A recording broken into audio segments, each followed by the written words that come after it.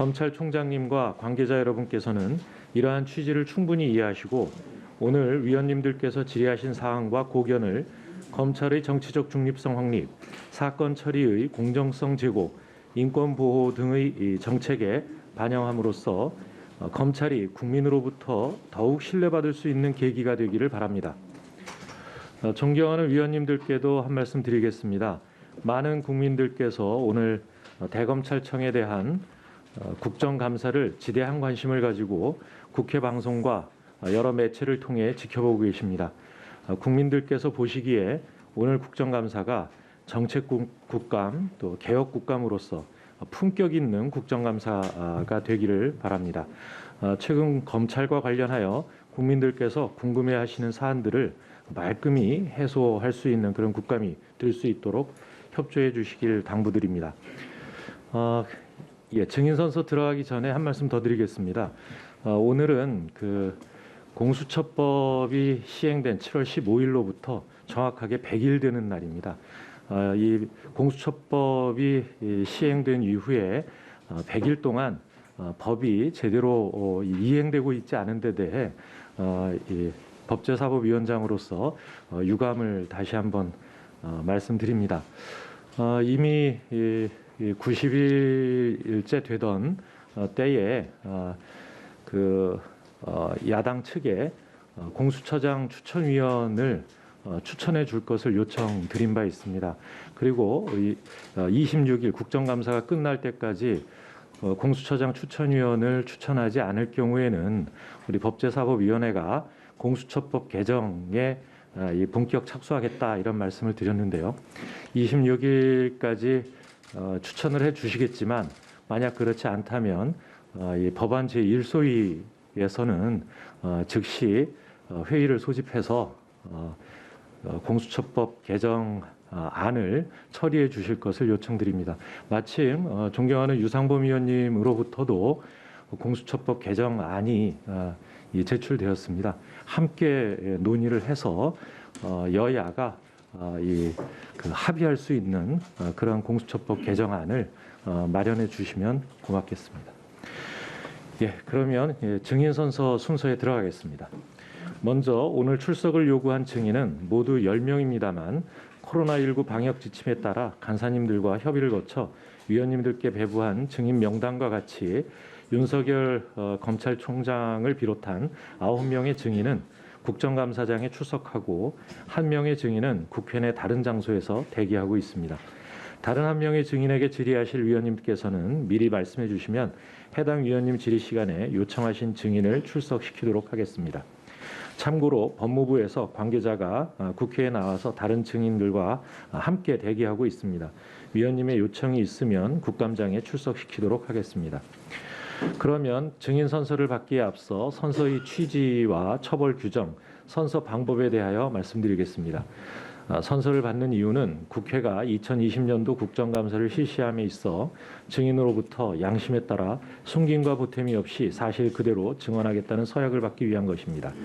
만약 증인이 정당한 이유 없이 선서를 거부하거나 허위의 진술을 한 때 또는 증언을 함에 있어 국회의 권위를 훼손한 때에는 국회에서의 증언 감정 등에 관한 법률의 규정에 따라 고발될 수 있음을 미리 알려드립니다. 선서 방법은 증인을 대표하여 윤석열 검찰총장님께서 발언대로 나오셔서 선서해 주시고 다른 증인들께서는 일어나서 오른손을 들어주시면 되겠습니다. 선서 후에 검찰총장님께서는 선서문을 위원장에게 직접 제출해 주시기 바랍니다. 그러면 선서해 주시기 바랍니다.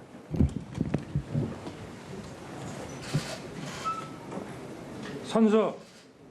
본인은 국회가 헌법 제61조, 국회법 제127조, 국정감사 및 조사에 관한 법률 제10조의 규정에 의하여 대검찰청 소관 업무에 대한 2020년도 국정감사를 실시함에 있어 기관장으로서 성실하게 감사를 받을 것이며 또한 증인으로서 증언을 함에 있어서는 국회에서의 증언 감정 등에 관한 법률 제7조의 규정에 의하여 양심에 따라 숨김과 보탬 없이 사실 그대로 말하고 만일 진술이나 서면 답변에 거짓이 있으면 위증의 벌을 받기로 맹서합니다.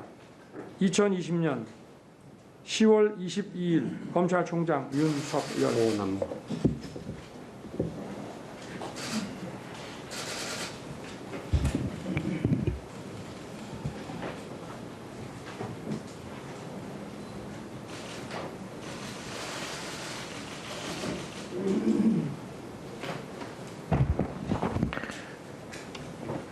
네, 증인들께서는 자리에 앉아 주시기 바랍니다.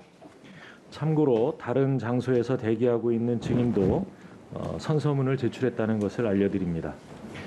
다음은 업무 보고를 받도록 하겠습니다. 윤석열 검찰총장님께서 나오셔서 인사와 함께 간부 소개를 하신 후에 업무 보고를 주요 현안 위주로 간략하게 해주시기 바랍니다. 존경하는 윤호중 법제사법위원회 위원장님, 그리고 위원님들을 한자리에 모시고 제2020년도 국정감사를 받게 되어 뜻깊게 생각합니다. 코로나 사태를 극복하기 위한 의정 활동에 여념이 없으신 가운데에서도 검찰을 애정어린 관심으로 성원해 주셔서 진심으로 감사드립니다.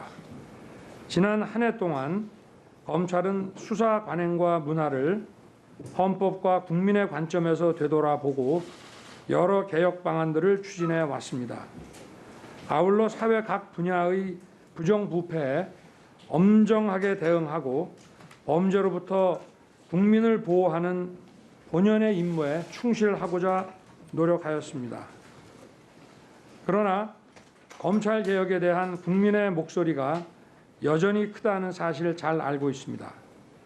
오늘 위원님들께서 말씀해 주시는 사항들을 업무에 적극 반영하여 국민과 함께하는 검찰이 되기 위한 소중한 자양분으로 삼겠습니다. 그러면 현황 보고에 앞서 대검찰청 간부들을 소개해 올리겠습니다. 조남관 차장검사입니다. 이정수 기획조정부장입니다. 신성식 반부패 강력부장입니다.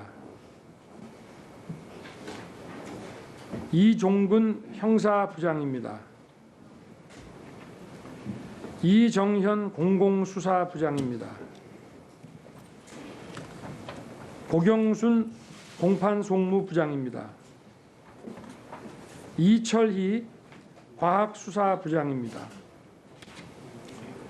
한동수 감찰부장입니다. 복두규 사무국장은 회의장 밖에서 대기 중입니다. 이상으로 간부 소개를 마치고 업무 현황을 보고 드리겠습니다. 일반 현황과 업무 처리 현황은 배포해드린 자료로 가름하겠습니다. 33쪽 이하 주요 업무 추진 현황을 중심으로 간략히 보고 드리겠습니다. 35쪽 검찰개혁 추진입니다. 대검은 지난해 10월 7개청 10개 특별수사부를 3개청 4개 반부패 수사부로 축소하였고 이후 금년 1월과 9월 두 차례에 걸쳐 직접수사부서 및 전담수사부서 27개를 형사공판부로 전환하였습니다. 공개 소환을 전면 폐지하고 형사사건 공개를 엄격히 제한하였습니다. 심야 조사를 금지하고 피내사자, 피해자, 참고인 조사 시에도 변호인의 참여권을 확대하는 등 변론권을 강화하였습니다. 36쪽입니다.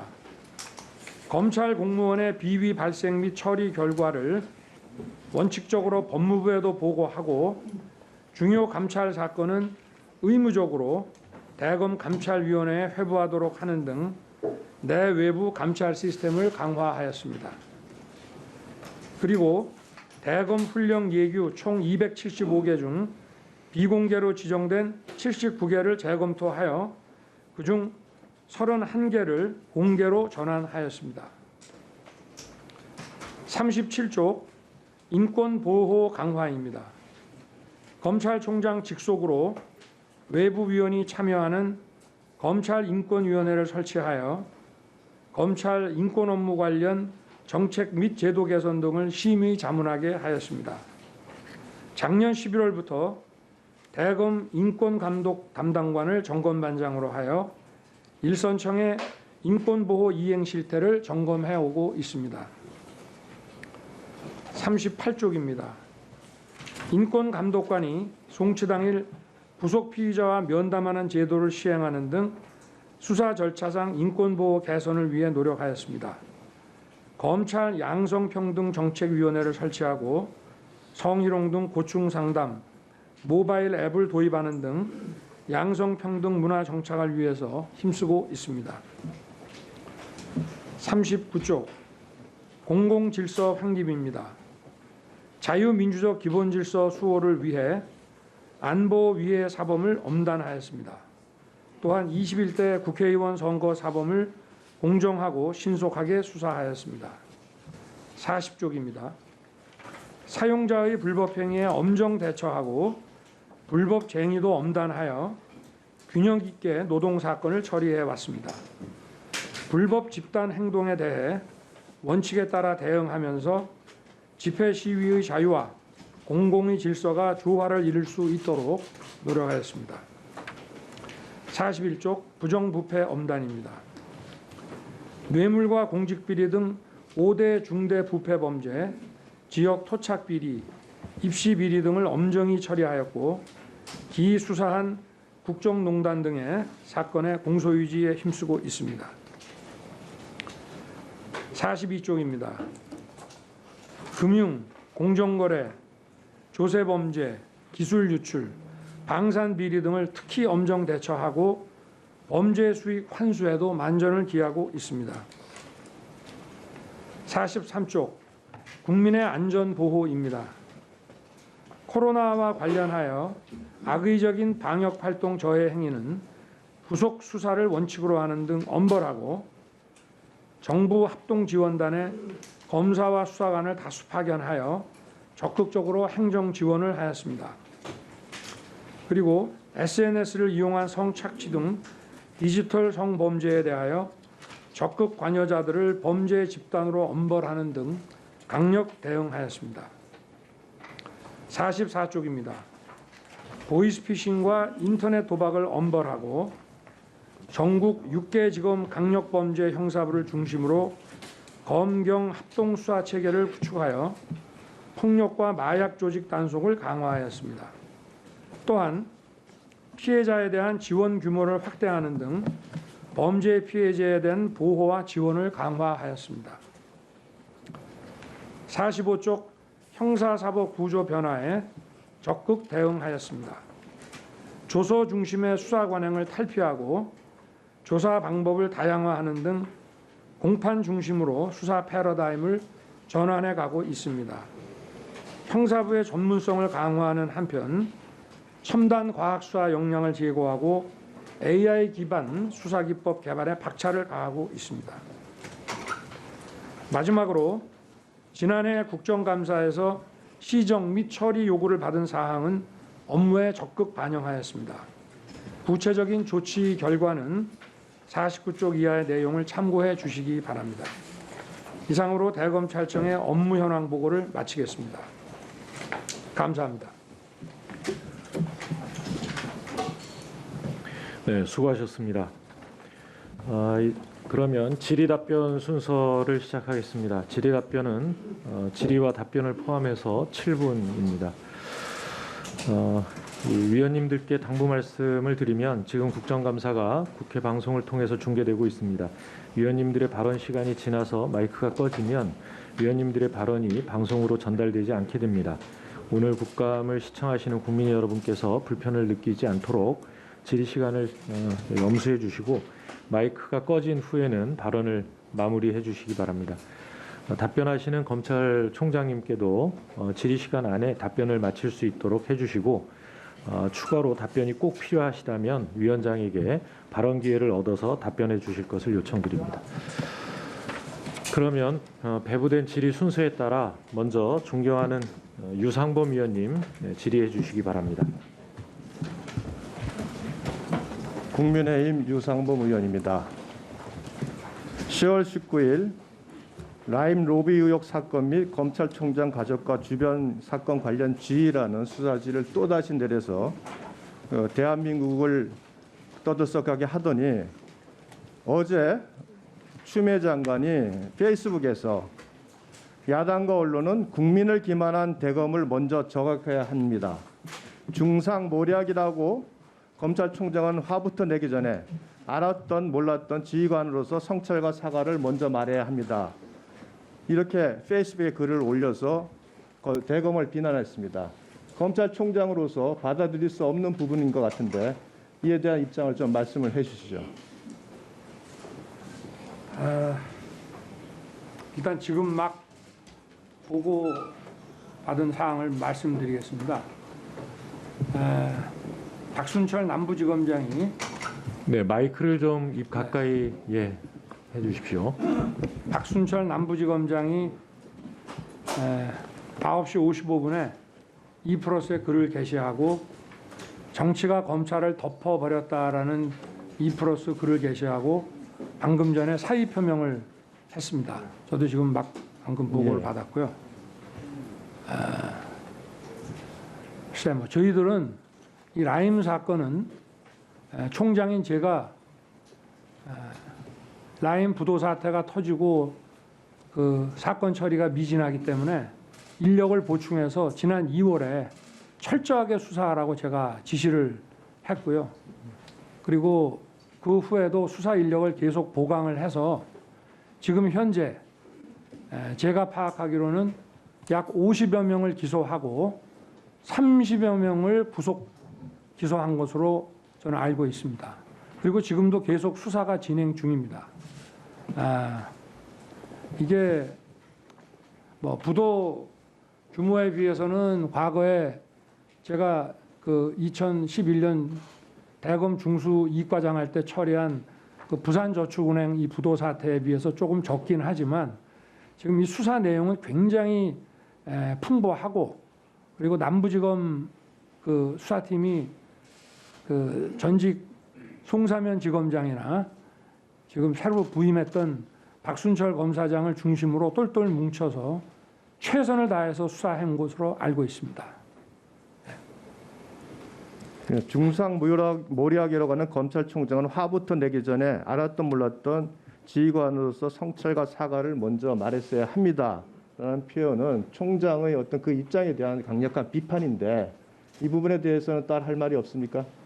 뭐 전혀 사실에 근거하지 않고 제가 수사를 먼저 철저히 지시한 사람이고 그리고 뭐 야당 정치인 관련 부분에 대해서는 제가 이 검사장 직보를 받고 제19 감싸기라는 그 욕을 먹지 않도록 철저히 하라 하고 가을 국정감사에서 문제가 될 수도 있다. 철저히 조사를 하지 않으면 막 이런 얘기까지 했으며 또 10월 16일에 그 김모 씨가 어디 언론사에 보낸 편지에 검사들 접대 얘기가 나와서 제가 그 보도를 접하자마자 10분 안에 남부지검장에게 그 김모 씨 등을 상대로 철저히 조사해서 접대받은 사람들을 다 색출해내라 하고 지시를 했는데 도대체 무슨 근거로 검찰총장도 이 부실 수사에 관련돼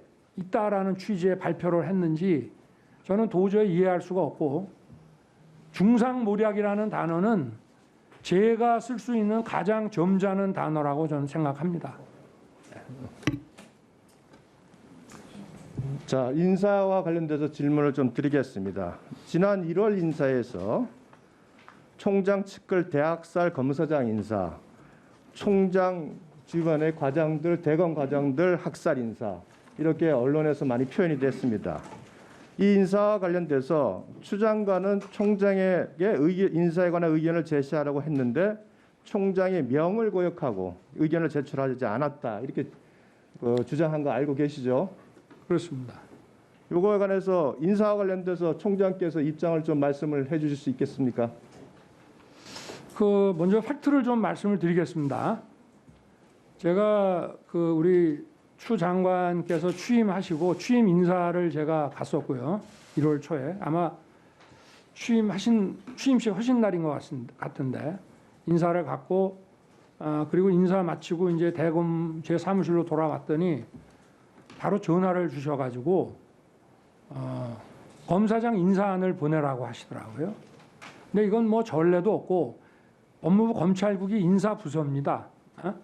그리고 인사권자는 대통령이시지만 대통령께서 그 많은 공무원들을 일일이 아시는 것도 아니고 하기 때문에 밑에서 안을 짜서 올리면 대통령께서 조금 수정하거나 제가를 하시는 건데 종전에는 법무부 검찰국에서 안을 만들어서 이번에 몇 개까지 승진하고 뭐 배치는 뭐 수도권과 지방 배치는 어떻게 한다 하고 안을 만들어 가지고 오면 제가 또 대검의 그 간부들하고 뭐 대검 차장하고 협의를 하든지 이렇게 해서 막 과거에는 총장이 법무부에 들어간 전례는 전혀 없습니다. 그렇게 되면 이제 인사가 곧 임박했다는 암시가 되기 때문에 과거에는 이제 다른 장소에서 만났고 뭐 어찌 됐든 간에 그래서 저보고 초안을 짜라 그래서 제가 아니 장관님 어디 검찰국에서 뭐 기본 안이라도 좀 해서 주셔야 제가 하지 않겠습니까? 그랬더니 그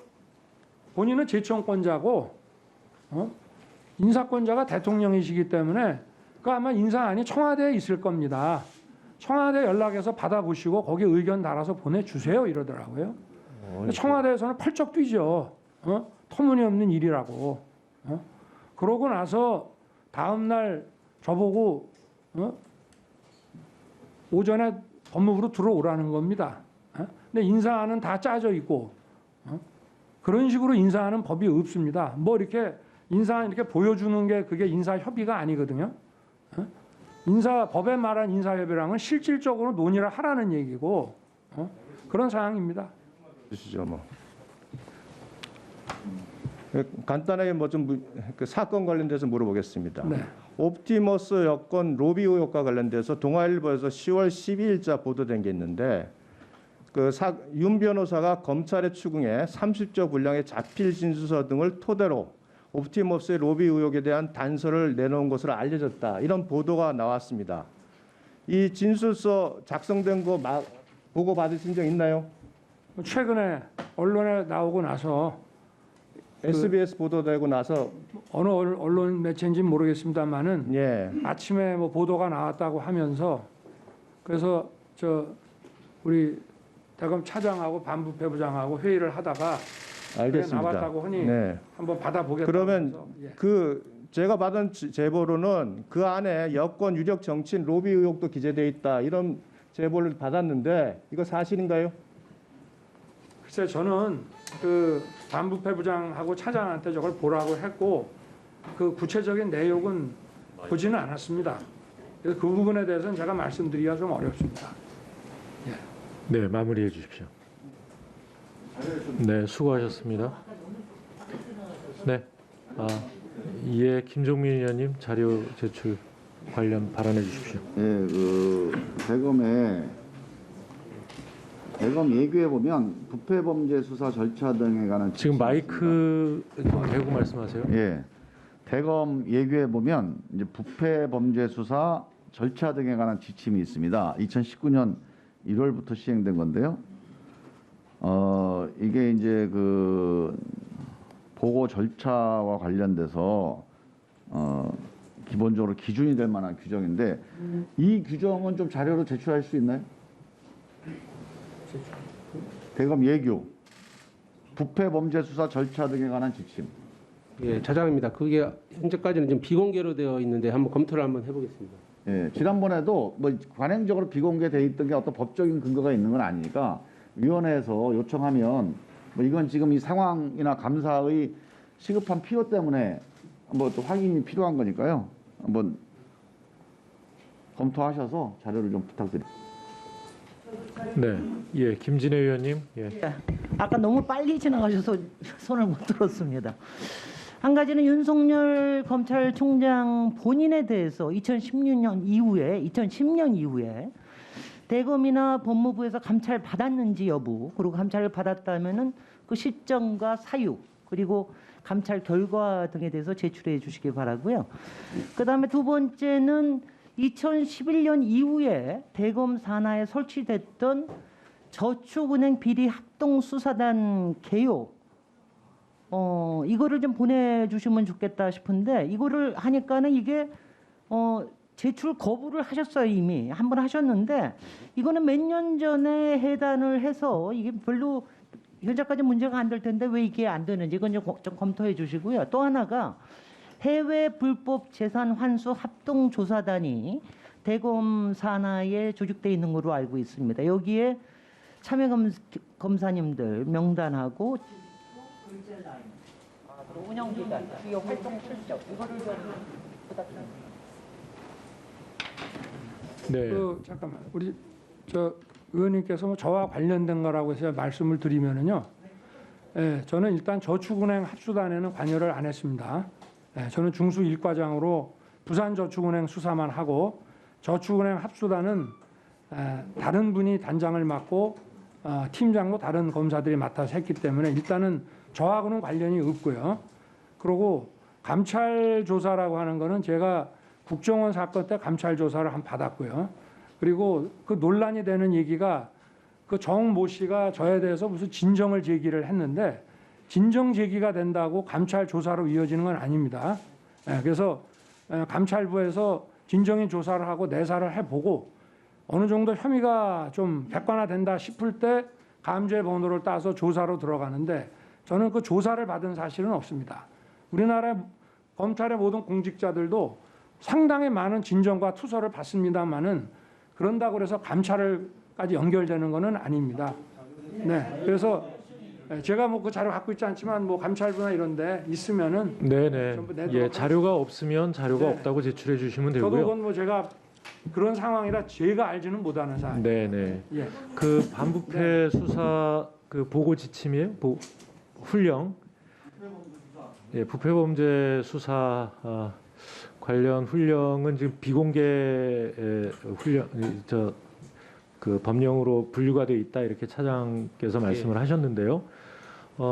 저희가 이제 그 검찰 관련한 이 훈령이나 규칙에 대해서 저희가 위원회 의결로 자료 제출 요구를 한 경우가 있고 뭐 그러기 전에 그러니까 그 법무부에서 비공개를 공개로 전환해서 자료를 제출하신 경우도 있고 그럽니다. 저희 그 뭐 여야 위원님들이 동의를 해주시면 그러니까 위원회 의결로 자료 제출 요구를 하는 걸로 하려고 하는데 이의는 없으시죠? 뭐 위원회 지금 전환하지는 않고 예, 그러니까 위원회 총의로 자료 제출을 요구 드린다는 그런 말씀을 드립니다. 예, 제출해 주시기 바랍니다.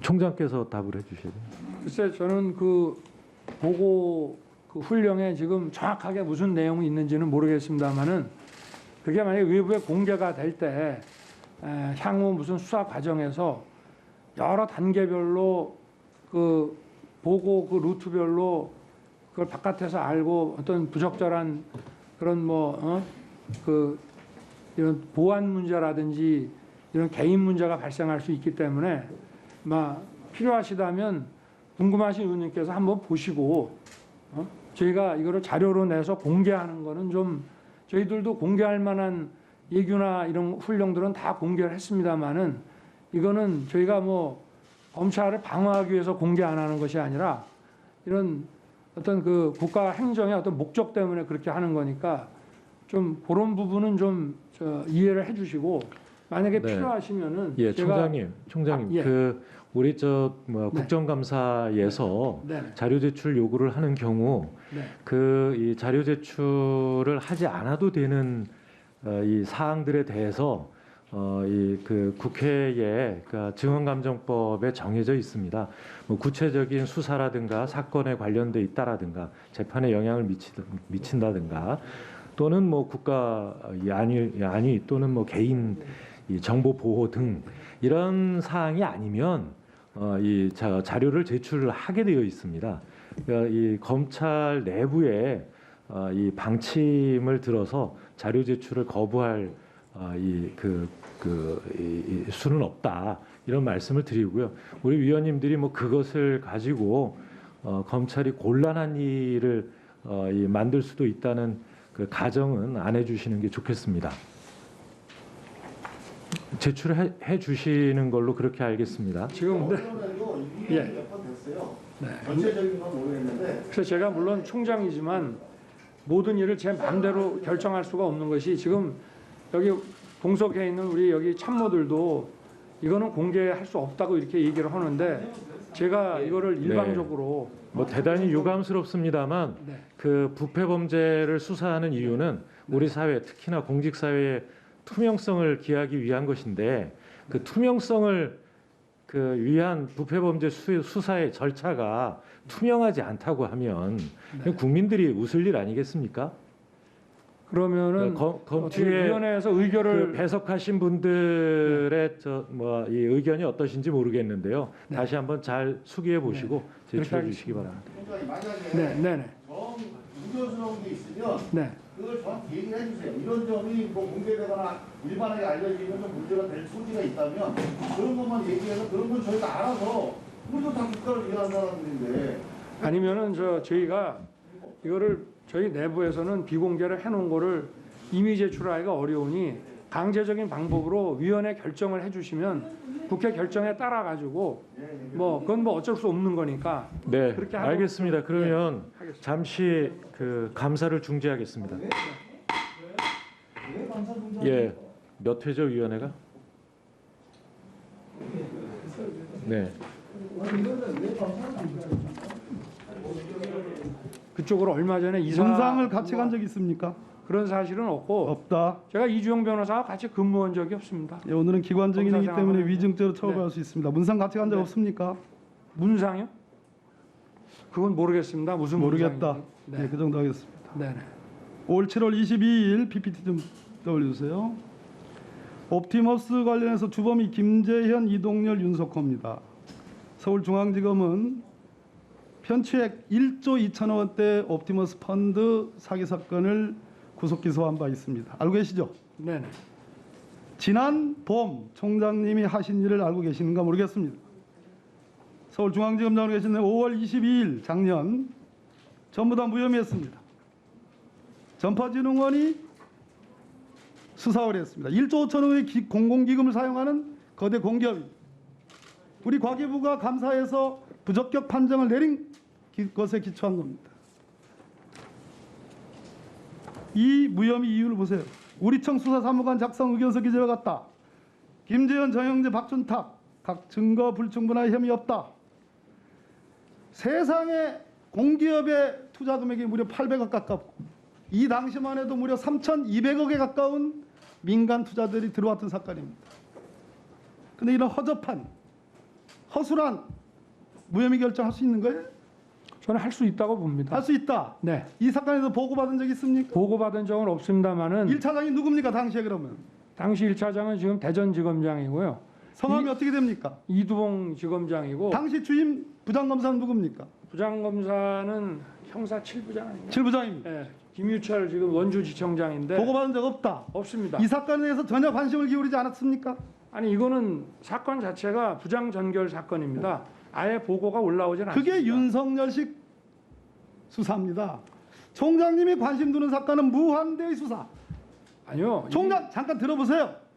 총장님이 관심 없는 사건은 6개월간 전광석과 같이 보고도 안 받고 관심의 문제가 부장 아니고 전 들어보세요. 전결이라고 하는 거는 들어보십시오. 총장. 규정에 따라서 하는 겁니다. 들어보세요. 오늘 국정감사장 나오셨어요. 그죠? 관심 없는 사건은 이렇게 부장에게 책임을 넘깁니다. 만약에 그때 우리 윤석열 총장이 전가의 보수처럼 했던 인디언 기후재식 수사, 무한대 수사, 저한테 쓴 표현입니다. 무한대식 수사. 그 수사를 했더라면 그 뒤에 작년에 무려 4,700억, 올해 5,100억, 1조 원 가까운 민간 투자가 안 들어왔습니다. 공기업들 마사회, 한전, 농어촌공사 20억, 30억씩 안 들어왔습니다. 근데 이거는 부장 전결이기 때문에 나는 관계없다. 총장님, 이번 라임 사건, 라임 사태, 옵티머스 사태에 대해서 추미애 장관의 수사 지휘에 대해서 총장님이 뭐라고 내셨냐면 대규모 펀드 사기를 저지른 세력과 비호 세력 단죄하다. 단죄해달라. 피해자들의 눈물을 닦아주고 그러면 지금 윤석열 검찰총장은 피해자들의 눈물을 닦아주고라고 했지만 작년 봄 윤석열 서울중앙지검장은 피해자의 눈물이 보이지 않은 겁니까? 피해가 없었습니다. 무슨 말씀이에요? 전파진흥원은요. 그거는 회수했다는 얘기를 하려고 그러는 거죠? 아닙니다. 이미 다 회수된 상태에서 수사 의뢰가 왔다고 저는 보고 받았습니다. 바로 그 점이 단견이라는 겁니다. 네. 바로 그 점이 총장님이 이 사건에 대해서 아무런 관심도 기울이지 않은 단적인 증거예요. 그거는 전파진흥원만 봤기 때문에 그래요. 그 당시 제가 아까 말씀드렸듯이 민간 투자자들이 이미 3,200억 원이 들어왔어요. 그 점 보지 않았어요. 심지어 라임 사태에 대해서 지금 단죄하라고 얘기했던 그것도 작년 4월 무혐의 결정 내기 전에 이미 금감원의 예비조사 사전조사가 있었습니다. 윤석열 검찰총장이 누굽니까? 이거 아니, 몰랐다? 형사부에 배당된 보고받지 않았기 때문에 몰랐다. 아니 이 사건이 총장님 자세를 똑바로 해주세요. 네. 수감기관입니다. 네네. 보고받지 못했기 때문에 나는 몰랐다라고 얘기하는 것은 제가 보기에는 윤석열 총장과 윤석열 검사가 그동안 중요한 사건에서 휘둘렀던 그 칼과 어울리지 않습니다. 근데 제가 한번 따져보니까 2018년 재작년 11월 20일 날 삼바 사건 고발이 됐습니다. 뉴스타파 보도에 의하면 정말로 제가 이건 궁금해서 여쭙습니다. 그날 삼성과 무관하다고 할 수 없는 중앙일보 사주를 만나셨습니까? 제가 언론인들을 많이 만나셨습니까? 안 알지만 만나셨습니까? 상대방의 입장이기 때문에 제가 누구를 만났다는 걸 확인해 드릴 수 없지만 삼바 사건은 밖에서 너무 심하다 할 정도로 저희가 지독하게 수사를 했습니다. 제 질문의 요지가 아닙니다. 만났습니까? 안 만났습니까? 그거는 제가 누구를 만났는지는 확인해 드리기 어렵습니다. 그걸 어떻게 확인을 합니까? 상대방이 있는데. 아까 주미애 장관 수사지대에서 중상모략 제가 쓸 수 있는 가장 네. 만났으면 해야죠. 아니죠. 안 만났으면 안 만났다고 얘기를 해야죠. 네, 아니, 제가 1분 안에 누구를 마무리해 만난 거를 주십시오. 그 사람도 있는데. 자, 네? 아니 그 만약에 서울중앙지검장이 네. 서울중앙지검장이 이렇게 언론 사주들 조선일보 사주도 만났다는 보도가 있는데 이렇게 언론 사주들 만나는 것이 관행입니까? 과거에는 많이 만난 거로 저는 알고 있고요. 저는 오히려 그렇게 높은 사람들 잘 안 만났고 제가 이분들 만나도 만나냐고 여쭙는 부적절하게 겁니다. 처신한 적 없습니다. 그리고 예의를 가지고 제가 여쭙는 겁니다. 만났습니까? 안 만났습니까? 아니 제가 누구 만난 건지 그 상대방에 대해서는 그걸 어떻게 얘기를 하겠습니까? 네. 예. 아니라고는 말 못하네요. 그리고 이 사건 미국의 법무부 장관 검찰총장을 지내고 연방대법관을 지낸 로버트 잭슨은 검사가 악이나 비열한 동기를 가지고 행동할 때는 최악의 권력이 된다. 그렇기 때문에 검사는 사회의 어떤 집단에 대해서도 최대한 사심 없고 공정한 태도를 유지해야 된다. 공정한 태도를 유지해야 된다. 어떤 집단과 어떤 사람들 윤석열 정의는 본의원이 느낄 때 너무나 우리 윤석열 총장을 잘 아는 본의원이 느낄 때 선택적 정의라고 생각합니다. 저는 그렇게 생각하지 않습니다. 저는 그리고 삼성 수사 철저하게 했습니다. 안타깝게도 그건 오후에 계속 진행이 이어갑니다. 안타깝게도 윤석열이 갖고 있는 정의감, 공정심 이 부분에 대한 의심을 낳게 되었습니다. 네, 마무리해 주십시오. 그것도 선택적 의심 아니십니까? 과거에는 안 그러셨지 않습니까? 과거에는 저에 대해서 안 그러셨지 않습니까? 어? 이런 논쟁을 매너 있게 해지를 원합니다. 네, 수고하셨습니다.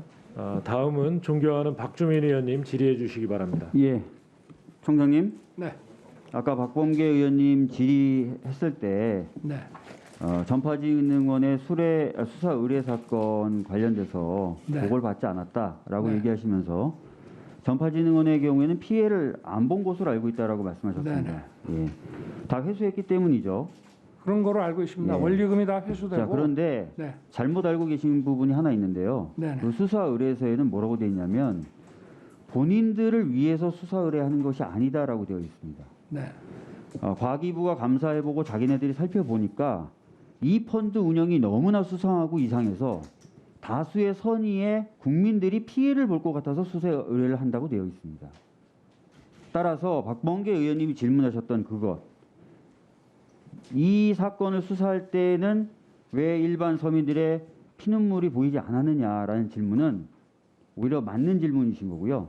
총장님 답변을 잘못하신 겁니다. 나중에 한번 확인해 보십시오. 그 수사을에서. 저는 라임 관련돼서 좀 질의를 하도록 하겠습니다. 자, 아까 박범계 의원님이 질의하셨을 때 보고를 받았냐, 옵티머스 관련돼서 그 전파진흥원 수사 의뢰 사건에 대해서 그랬더니 뭐라고 그러셨냐면 규정에 따라 하는 것이다라고 얘기하셨고, 그렇습니다.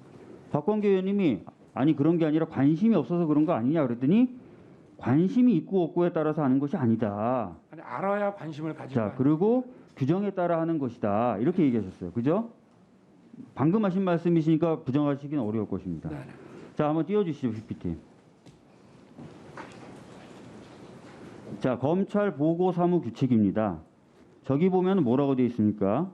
사건에 대해서는 각급 검찰청의 장이 상급 검찰청의 장과 법무부 장관에게 보고하도록 되어 있습니다. 자, 규정입니다. 맞죠? 네, 그렇습니다. 예.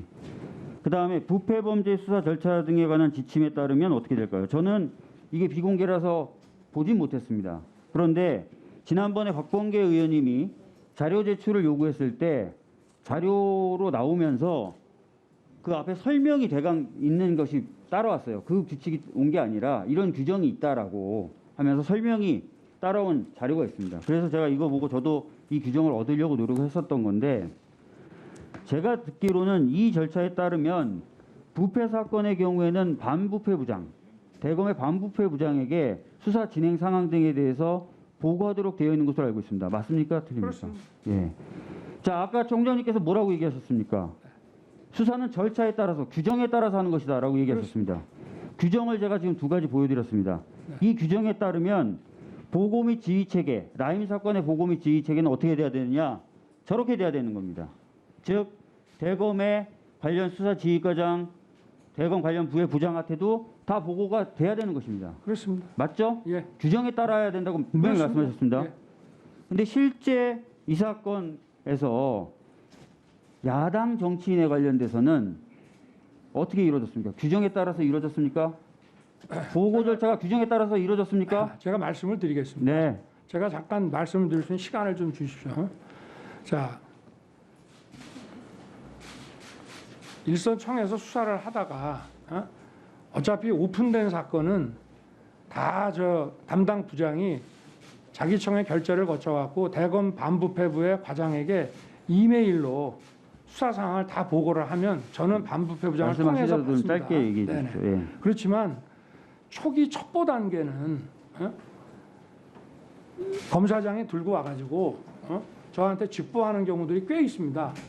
이게 왜냐하면 진술만 딱 나왔다거나 또는 전문 진술인데 누가 누구한테 로비를 했다 그런 게 나올 때는 그때는 당사자 본인도 자기가 수사 대상인지 모르고 전혀 지금 알려져 있지 자, 않은 상태인데 알겠습니다. 그때는 자, 검사장들이 저한테 총장님. 직보를 하면 제가 총장님. 그래, 수사도 해봐라 총장님. 이렇게 얘기를 하는 자, 거죠. 그런 분명히 첩보까지 지금 이렇게 가는 말씀하신 건 거에 아닙니다. 따르면 네. 첩보 단계라서 그런 식으로 처리했다라고 얘기하시는데 처리한 게 아니라 원래 그렇게, 그렇게 하는 겁니다. 한다고 얘기하셨는데 자, 5월에 네. 전임 남부지검장이 면담할 때 보고를 했다는 거지 않습니까? 그 5월 말경에 예, 5월 말경에. 제가 그 예, 첩보를 5월 좀 말경에. 기억이 납니다. 근데 그 무렵부터 네. 8월까지 3개월 정도는 네. 대검 반부패부장이나 법무부나 아무도 이 사실을 모르고 있었다는 거 아닙니까? 저도 몰랐습니다. 자, 그런데 진행 상황. 예. 그런데 그 야당 정치인으로 지목되어 있는 네네. 그 윤모 네네. 변호사에 대해서 압수수색 영장 언제 발부됐고 언제 집행됐습니까? 그건 모르겠습니다. 언제 보자. 이게 전부 저거 아니에요? 계좌. 자, 그래서 이 사건이 계좌하고 통신이 절차와 규정대로 진행되지 않았다는 것입니다. 이 사건에 대해서 제대로 알고 있었던 법무부와 대검 통틀어서 제대로 알고 있었던 사람, 대검과 법무부 통틀어서 한 명입니다. 그 한 명이 누굽니까? 그 총장님입니다, 남부지검장님. 총장님. 아니 저는 총장님 첩보를- 말고는 네. 대검과 법무부에서 이 사건에 야당 정치인이 연루돼 있었다는 걸 아는 사람이 아무도 없었다는 겁니다. 아니 야당 이게 정치인이 연루가 돼 총장님, 있으니까 이런 식으로 수사가 진행되는 게 정상입니까? 이런 경우가 많이 있습니다. 그리고 많이 있습니까? 반부패부라는 거는 독자적인 부서가 아니라 총장의 참모고요. 검사장이 저한테 직보하는 이유는 뭡니까? 아직 이 단계에서는 총장님, 그 아랫사람들 참모들하고 총장님, 공유하지 말아달라는 거기 총장님이 아까 뭐라고 얘기하셨습니까? 수사는 때문에 네. 규정대로 하는 것이다. 자, 아까 옵티머스 사건에 대해서는 규정이 그렇기 때문에 나는 상관없고 난 아무 문제 없다라고 얘기하시더니 지금 규정을 안 따르는데 그거는- 그렇게도 합니다. 아니 그럼 제 말씀 그러면은 총장님은 규정을 어겨도 되고 뭐 마음대로입니까? 아니 그렇게 말씀하시면 안 되고요. 제가 설명을 드리겠습니다. 자, 중앙지검의 일선 총장님이 검찰청에 책임지실 때는 규정을 사건을 들어서 배당하면 규정을 방패로 피하시고 그 사건의 종류에 따라서 처리할 때 총장님이 규정을 위반했을 때는 또 그렇게도 합니다라고 규정 위반이 규정을 오히려 아닙니다. 무시하시고 아니 그러면 얼마 전에 그 허인회 무슨 그 시가 얼마 전에 구속이 됐는데 그런 것도 북부지검장이 저한테 와서 보고하고요. 그리고 이번에도 그 자, 이거를 김동연 씨 관련된 저것도요. 최초로 저는 수원지검장이 퇴근길에 와서 봉투에다가 딱 주면은 제가 보고 이거는 남부에서 할 거니까 남부로 넘겨줘라. 그렇게 하고 봉투채로 그냥 돌려주는 거지. 검사장이 총장한테 직보하는 거를 총장이 참모 조직하고 쉐어하지 않습니다. 그럼 그리고 이 그거는 규정은 왜 수사가 있습니까? 진행이 돼가지고 이 규정은 왜 있습니까? 아까 규정대로 수사를 해야 아니죠. 된다고 이거는 그랬잖아요. 자기네들이 보고할 때 이렇게 보고하라는 자, 거지. 첩보 단계부터 총장님. 이렇게 다 보고하는 법이 없습니다. 총장님.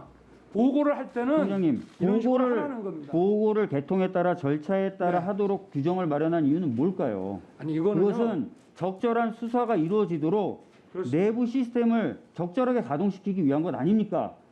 경우에 따라서는 총장이 마음대로 사건을 왜곡할 수도 있고 경우에 따라서는 수사하는 사람들이 보고해야 될 걸 보고하지 않고 은폐하는 것 이런 걸 막기 위해서 이런 시스템을 어렵게 힘들게 지금까지 만들어왔던 거 아닙니까? 아니, 지금 그리고 일선에서 총장님도 네. 이런 규정을 따라서 수사하는 게 맞다라고 아까는 얘기하시더니 지금은 그렇게 안 해도 된다. 그렇게 안 하기도 한다. 도대체 어떤 게 맞는 겁니까? 아니 지금 보고 체계와 사건을 처리할 때 결제 지금 그 라인하고 지금 좀 두 개를 막 혼동해서 말씀을 하시는데 중앙지검에서 형사부에 배당된 사건은 법조인 비리 이런 거 말고는 일단 검사장한테 올라오는 게 없습니다. 그리고 이거는 지금 보고 체계인데요.